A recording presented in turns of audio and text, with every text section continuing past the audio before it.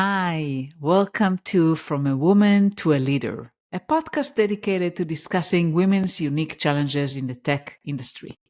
I'm your host, Limor Bergman Gross, and in today's episode, I had a pleasure to speak with Padma Lalwani. Padma is a VP of Engineering, and she's going to talk about her journey from India to the US and her unique perspective on diversity, adaptability, and leadership. Padma shared her professional milestones and also personal insights and strategies that have powered her success.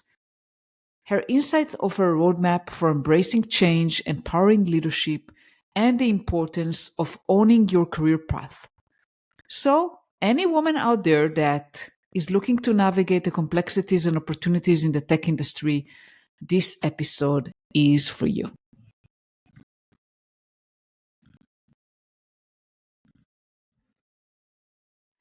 Hi, Padma. Welcome. Thank you so much for being here today. Hey, Limor, thank you for having me. It's a great honor to be in your podcast, and I love all the work that you do, uh, talking to women, hearing all their perspectives, and using this as a platform where emerging leaders can learn and grow from. Thank you so much. I enjoy what I'm doing. I feel very privileged. So, my first question to you would be about your background. And you grew in different parts of India, and how did growing up in different parts of India shaped your appreciation for diversity? Yeah, I mean, it's a very long time ago, but thinking back, uh, I was the only child, and so I was very protected by my parents. But my dad was working in the what we call central government in India. And so we had to move around quite a bit when I was growing up. Uh, Different schools, not just different cities, but also different states. And India is very diverse, right? So if you go to different states, different regions, things are absolutely different. Each state has its own language, its own cuisine, its own culture, a different community. So everything is completely different. And of course, looking back, it was quite hard for me to adjust. Uh, different schools, different friends, different groups. But it did instill in us a good appreciation, right, for all the diversity that the country had to offer. So we were sometimes forced to pick up phrases of new languages, new cuisines, uh, just different culture, different styles. So while it was painful back then, looking back, I think it really helped shape me as a person, right? Where you don't expect things to remain the same, where you expect that people will be different, they will act differently, they'll behave differently. Everybody is shaped by, uh, their childhood and just how society has conditioned them. So I think it was very helpful to see all that as I was growing up.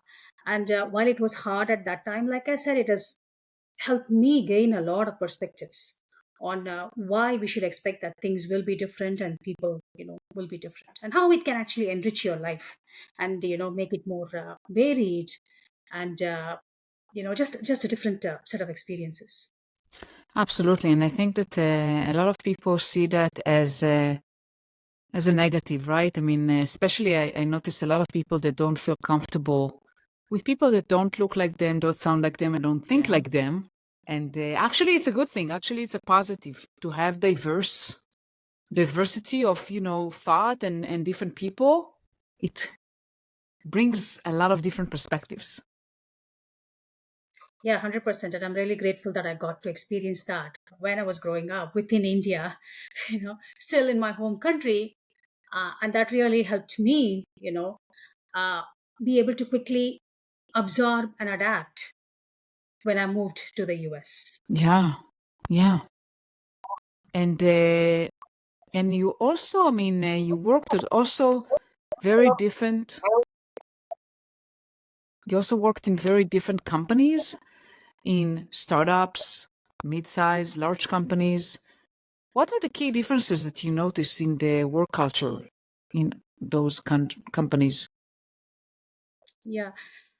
All that happened organically, right? When I started my career, I did work for a couple of years back in India before I moved here. That was in the tech space.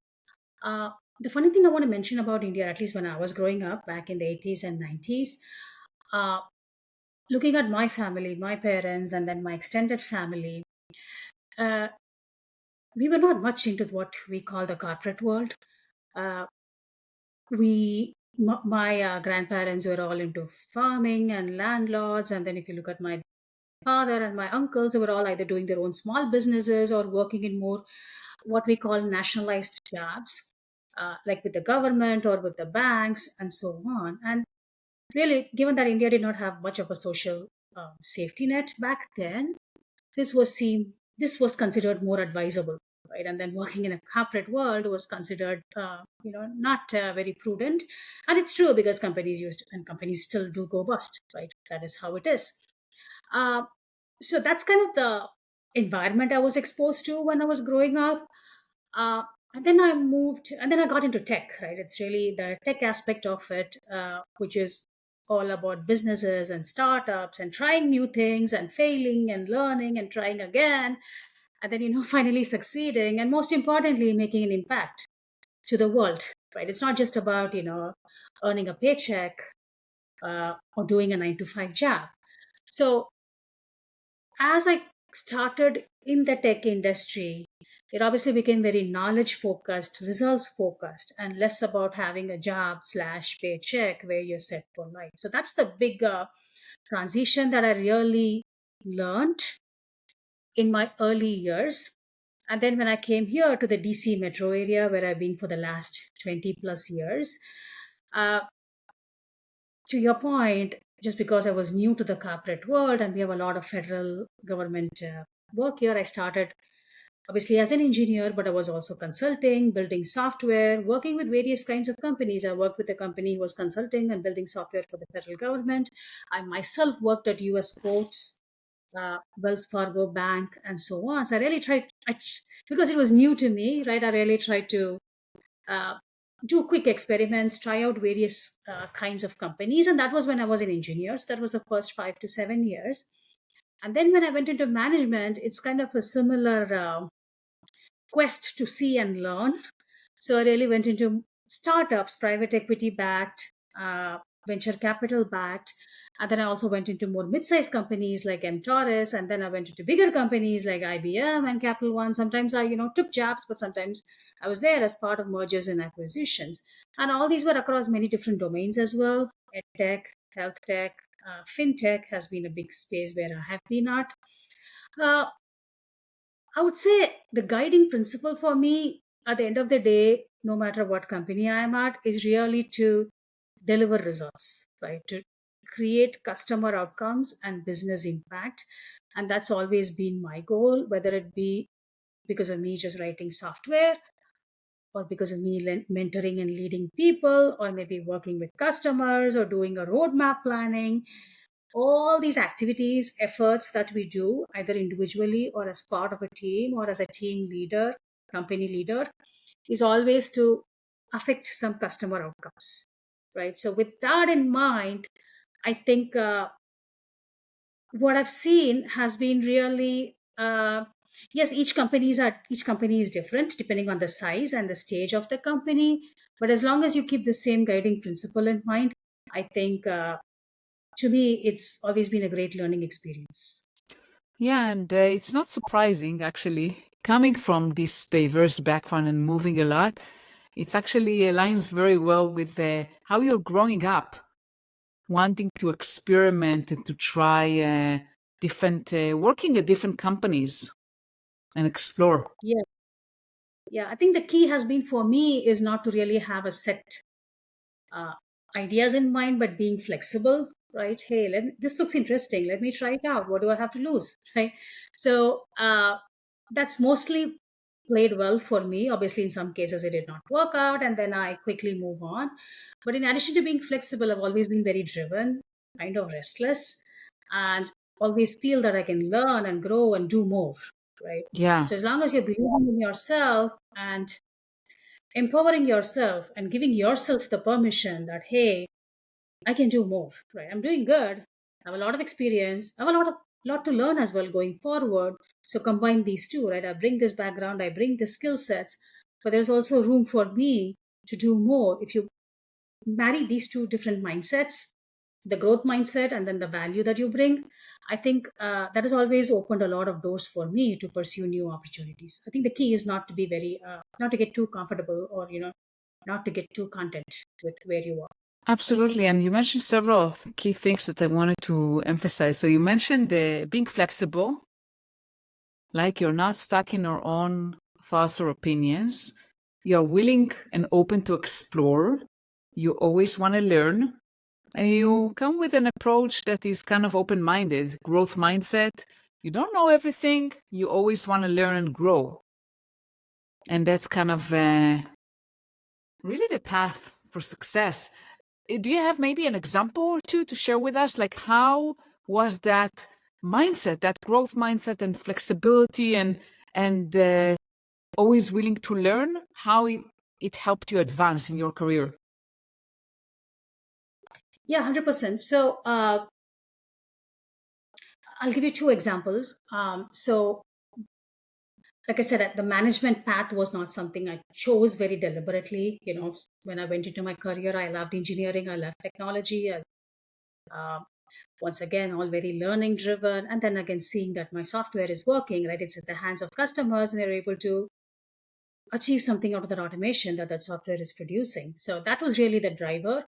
And like I said, I was happily working as an engineer. And then when I went into an early stage startup called Rivermind back here in the DC area, I started as a lead engineer. But then what happened is I was had a group of interns, and those interns needed a lot of hand holding and helping and code reviews and sitting with them, explaining the requirements of what needs to be done, and then testing what they have produced, and then enabling the customers. We had Fortune 50 clients like Boeing and AT&T and T and Walmart and Capital One. So I used to sit side by side with product and the implementation team to really help the customers utilize some of the new features we had built. So instead of just being a developer, I found myself really handling the system end to end, right? The product, the service.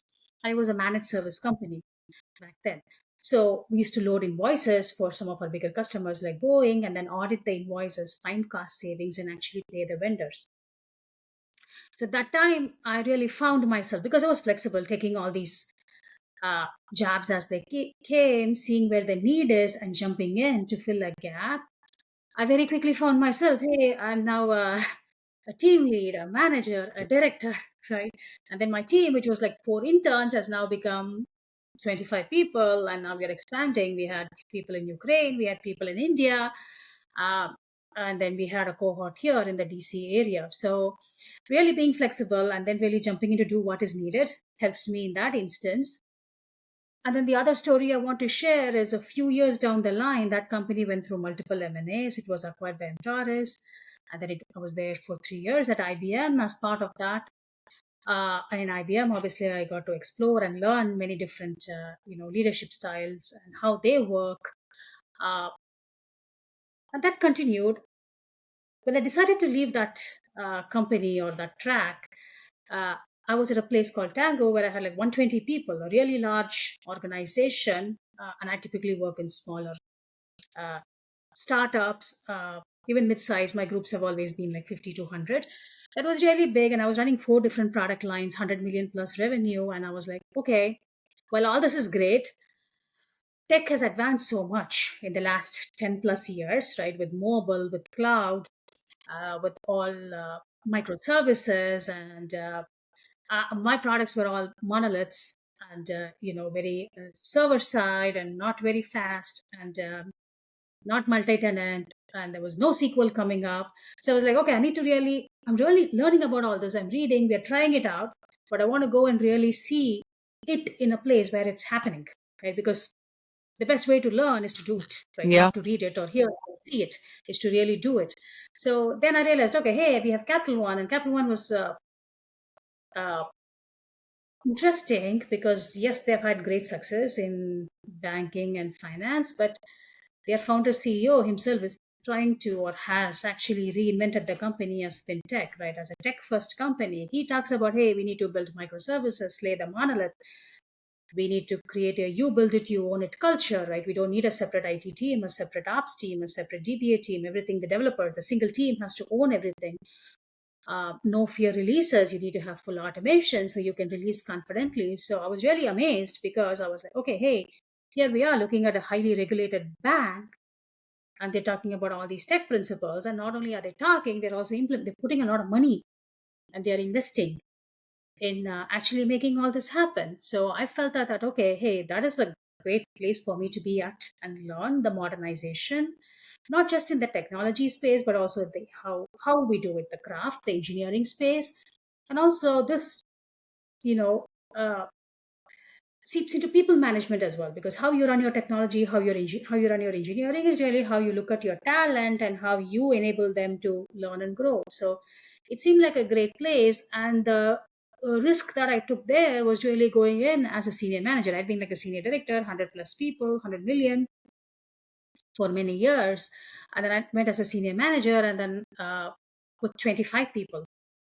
And it was still a very rewarding experience because yes, whatever I had seen and heard, I got to not only you know, be part of but also do it. And some of the times I was doing more hands-on. I moved a couple of their on-prem apps to the cloud.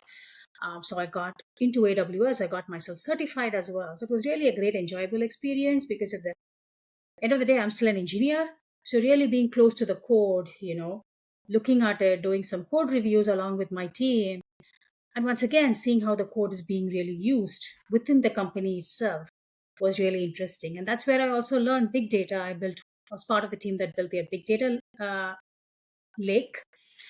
So this was really more for cross team marketing. So the customers of card division, could be marketed by customers of their banking division. So they had different lines of business, and customers who consented to do affiliate marketing, this data lake was acting as a centralized repository from which they could, share customer information and market additional products and services. So no doubt we were making money for the company, but we were also, enriching customers' lives.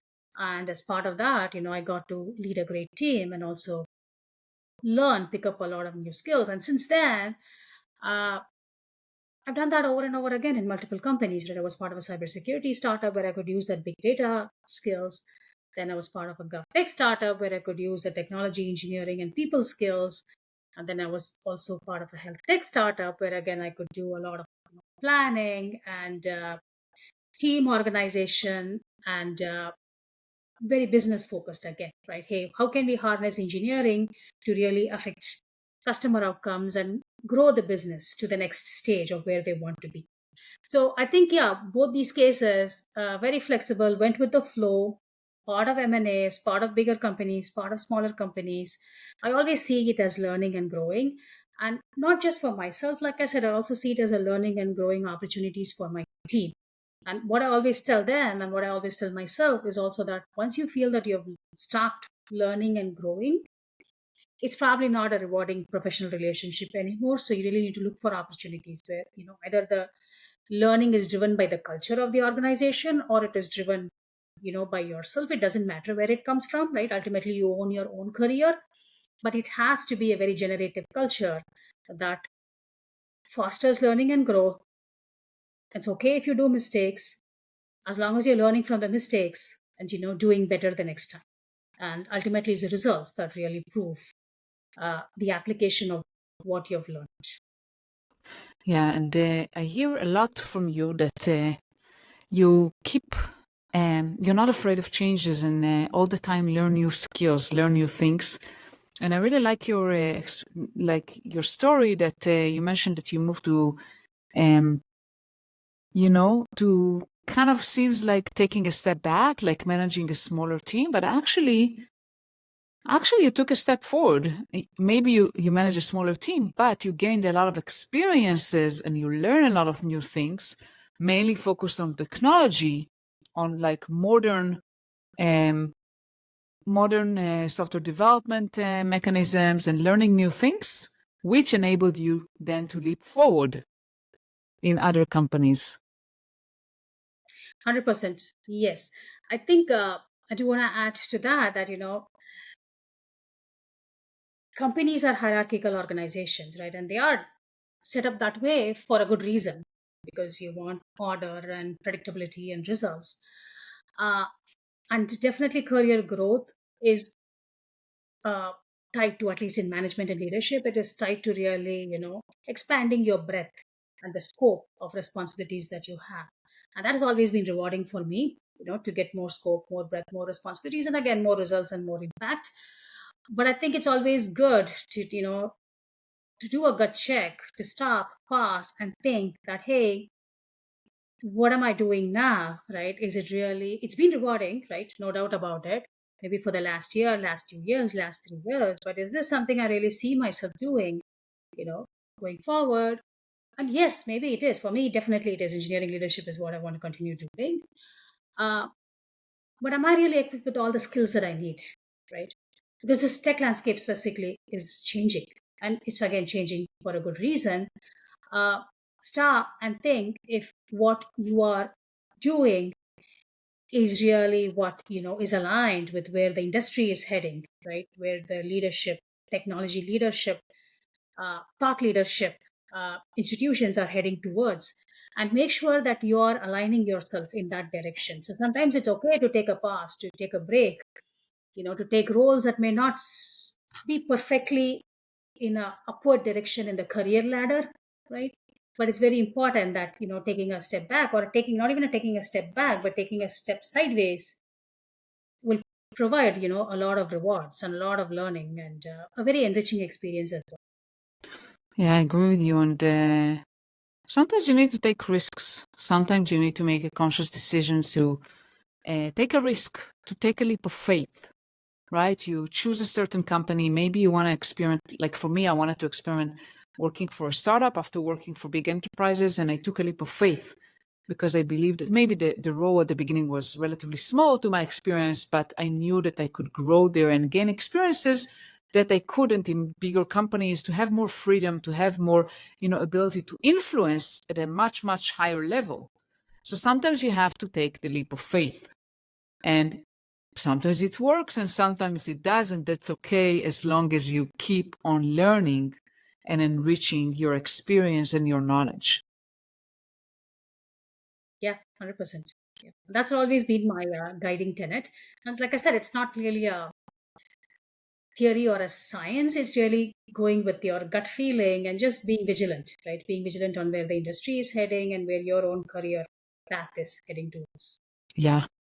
And let's talk a little bit about your leadership style. You manage engineering organizations for years. What's kind of top of mind for you? What is important for you when you lead engineering organizations? Yeah, that's an interesting question. And there's a lot of management and leadership theories floating around, a lot of leadership styles too. And I think that is very helpful framework. So, you have this authoritarian, authoritative, delegative, uh, laissez faire. So there are different leadership styles. And it's not just in the corporate world, right? It's across the spectrum. You have like political leadership and things like that. And what I really follow is something that again has evolved and manifested itself organically over the years. And it's interesting because when I think back, it's grounded on research. It's something that makes sense to me, but it's also something that works for me personally. So I really believe in what I call autonomy and accountability. And that's not just something that I use in my leadership style with my team, but that's the style that works best for me from my upper management as well. So it's really something that works for me both ways, right? So really, what does autonomy really mean is really understanding the why and the what needs to be done, right? So yes, as a leader, my job is really to provide clarity and context and communicate. And as I become I was a functional leader, right? And then I became more of a business unit and a company leader. At that time, really, it's understanding what the company's direction is, a 5 year strategy, a 3 year strategy, the North Star, the vision, and then bringing it back to engineering, to the tech organization, engineering, product design. the data science team, and really helping them understand, hey, what is this direction, and breaking it down into more, engineering technology specific terms. I want to go 50%, grow my ARR by 50%. What does that mean to engineering, right? It means that, hey, you have to build these 5 different features for us to be able to sign those customers 6 months down the line. So really telling them, what needs to be done and by when and why are we doing it and how does it map to revenue numbers or your NPS score. So really breaking it down, and then it also brings me clarity while I'm in the process of doing that. So that's the why and the what needs to be done. The part two of the autonomy is really having the team, because they are the ones doing the work. They are in the trenches. It's not me, right? I'm not writing the code. I'm not testing it. I'm really not deploying it. Although I'm really actively engaged in many of these activities, I'm not the first line of defense. So I really have the engineers, the teams themselves as a unit, right? With the team lead, the manager or director, and then the whole testers, the product, the design, all of them come together. It's one autonomous squad. They come together and they come and say, hey, this is what we can do, and when we can do it, and this is how we are going to do it, right? Like accompanied by architectural, technical designs, and so on. And this is where the autonomy comes in, right? Where instead of forcing them that, hey, instead of taking 2 months, do it in 1 month, I typically never say that. If I really not happy with what they're providing, obviously I want to be demanding and set a high bar. But at the same time, how I do that is really not by providing a mandate, but really what I call by championing and challenging. Right? Hey, what if we did this? Is there a way where we could do this in 4 weeks, right, rather than doing 6 weeks? So it's what I call championing and challenging, and gently nudging them, to work more effectively and efficiently, but making sure that I don't come as very, top down, heavy handed. And the reason I do that is because of the part two, the accountability. Because if the deadlines and the work is driven by the team, then they are accountable for the delivery. Whereas if it comes, top down from the top leadership layer, the team loses, you know, the sense of autonomy, and hence they also lose the sense of accountability, right? So you're only responsible for what you commit to. But once you commit to something, then you should deliver it, or at least be able to raise the risk when you see that things are not going well. I think that's really been my leadership style. That's how I really operate as well. Somebody tells me, hey, I need this done for this reason, and then leave it to me, right? I'll figure it out and get it done and come back to you, you know, once I'm done or as it's happening, or if I feel that, okay, hey, this is not something we can really do, and come back with good reasons. This is the sequence we need to follow, this is the timeline we need to follow, or these are the challenges and we need help. So this is really how I operate, and this is really uh, the guidance, or the leadership style that I use with my team so they can thrive as well. And what I've really seen is this is really creates what we call empowered teams. And empowerment is really what is important to have an engaged workforce. And this is, again, like I said, this is based on my own experiences and what I've seen work with my team. But to go back to what I said, this is also based on research. So there is this book Drive by Daniel Pink, and I'm a big fan of that. It talks about the 3 pillars: autonomy, mastery, and purpose. So really, I bring the purpose. The business brings the purpose, right? Why are we doing something? What's the goal? The autonomy is really what I provide to the team, and they bring the mastery. They have the skill sets, the chops, the intellectual curiosity to learn what they don't know, bring the mastery in place, and with all this, we are able to deliver the results. And this, again, if you go back in time, this is based on something called the self-determination theory, which is I believe from the 70s or the 80s, and it is used a lot, not just in the corporate world, but also in psychological evaluations of children and teenagers. It's a very intrinsic motivation driven approach, and I try to tap on that intrinsic motivation when possible. Even though we are part of an organization, part of a hierarchy, and we're doing what the business needs, right? There's only a limited amount of control that you have when you're part of an organization, a bigger company. When I mean bigger, I mean any company, right? Big or small. You can still create your own circle of control and your own circle of influence, even though it is a bit smaller. And that is what I try to give to my team as well. Yeah, absolutely. And I definitely agree with you that Giving the autonomy and having the team accountable is the best approach rather than, the top down telling them exactly what you want them to do and by when. And I can't believe we are approaching the end of our episode. And I wanted to ask you if there's anything else you would like to share with our audience. Anything I haven't asked you and is important for you to share. Yeah, I think two things I would say on career. Whatever be the career, right? Be it in the tech industry, and if it's in the tech industry, you're a developer or a data scientist or a manager, it totally doesn't matter. Two important things to remember is always to have, or what has really helped me is to have very strong work relationships with a few select partners, as I call them. And what I typically do is have somebody, one or two people within the company itself who can help me. When I'm faced with a challenge, I can go to them, talk about it freely, and then ask for guidance and help or brainstorm on, hey, how can we solve this challenge? The positive about having somebody from within the company is that, hey, they are aware of the situation, right? They are there, they know what are the challenges. And so there's a lot of context already present. So you can easily get to the problem at hand and get a solution. And what I try to do is have this person be not part of engineering, like not in the reporting chain. That's typically the advice that you get for having coaches and mentors. Keep them out of your reporting chain. And I also try to do it in a different functional organization, be it like marketing or sales, because A, they have the context about the company and the problem that I talked about, but B, they're also like not too much, in the weeds along with you in engineering. Uh, so it's a good balance, right? They bring a objective uh, view to the problem and how the different ways on how you can solve it. So having that is important. And then over time, I've also relied on external coaches, which I think is a great service. The advantage there is these coaches are working with multiple companies. They've seen many different organization types, many different business models. Uh, so they're able to bring that unique perspective and help you navigate such challenges. And many times I've seen people, they've been in that path, right? They've been there, done that. So they're able to bring in a lot of personal experiences as well to help guide you. So I think it's always important that to realize that you're not alone, right?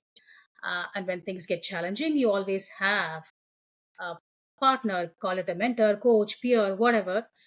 And typically, I like to have some people within the company, but not in my reporting chain.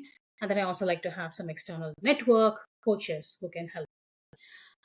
The other part I really want to talk about is more along the lines of what we discussed: learning, growing, and trying new things, and not being boxed into, what is a very typical career ladder, or this is the path, this is how I need to progress, just being flexible, but also being driven.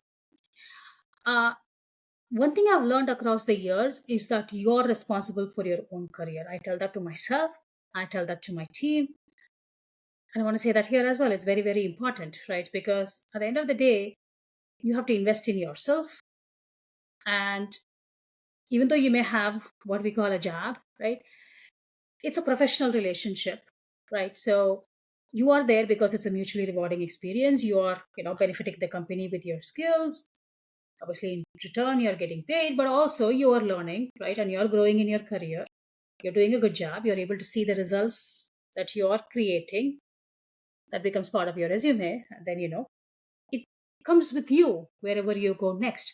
So it's very, very important not to just look at it from a very narrow perspective. Hey, this job, this people, these problems, but also to see how, this, whatever experience you're having, the challenge or the outcomes that you're having, how does this apply in a from a broad perspective to you as a person and to your career, as the most important goal.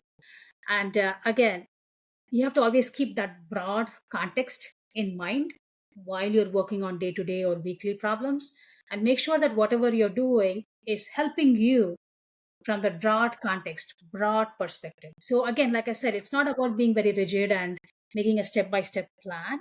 It's more about, hey, this is what I want to do. This is me as a person. And this is a destination I see myself in, a very vague, guiding North Star. But once you have that in mind, it's very important to make sure that where you are now is on the path, towards that destination. Because if you see that it is not really leading you towards that destination, you want to quickly pivot and then try something else that will take you to that destination. Again, the paths can be different, right? But the starting point is where you are now, or where you are in your journey, and the destination is something you need to have clarity in mind. So for me, for example, what I love doing is really, like I said many times, customer outcomes, business impact. Those are things that motivate me. I like customers using the software that I'm part of building, and that really gives me a lot of joy. And then how do I affect that is really with organization scaling, people leadership. That's number one. Number two is the technology transformation that I do. So I bring in a lot of technical skills, architecture designs. And the third is really the engineering craft, right? How do I mature how the engineering organization works? So these three things are very important to me, uh, driven by that overarching goal of creating software with paying customers. The three again are people leadership, engineering excellence, and then technology transformation. So when I go look at a job, right, or when I look at my current job, it's very important to me that I'm able to a exercise my skills in these three spaces, and then also able to find opportunities where I can continue to grow these skill sets, because this is really what I am, and this is really what I like doing. So it's very important for people to understand what they want to do, what are the skill sets they want to acquire, what the skill sets that they want to continue, building upon and growing and perfecting over the years, and then look at the whole career as a map, right? A map, a journey, a destination, but have a good amount of clarity on what the destination needs to be. Wow, those are incredible tips. Thank you so much, Padma, for being here today. Really enjoyed our conversation. Thank you. All right. Thanks, Limor, for having me. It was great talking to you. Thank you so much for listening to another episode of From a Woman to a Leader. And what's going to be next? Next week. Next week, I'm speaking with Annika Gersbach. Annika is a senior software engineer, and she's also a woman of color. And she shares her personal experiences navigating the tech industry as a woman of color. She talks about challenging biases and microaggressions. She also talks about advocating for a more inclusive and equitable workplace. Her story is inspiring, but is also a powerful call to action for change. So I highly recommend this episode for any woman of color in tech, especially for those who are software engineers or want to grow their career and are facing some biases or challenges. Thank you so much.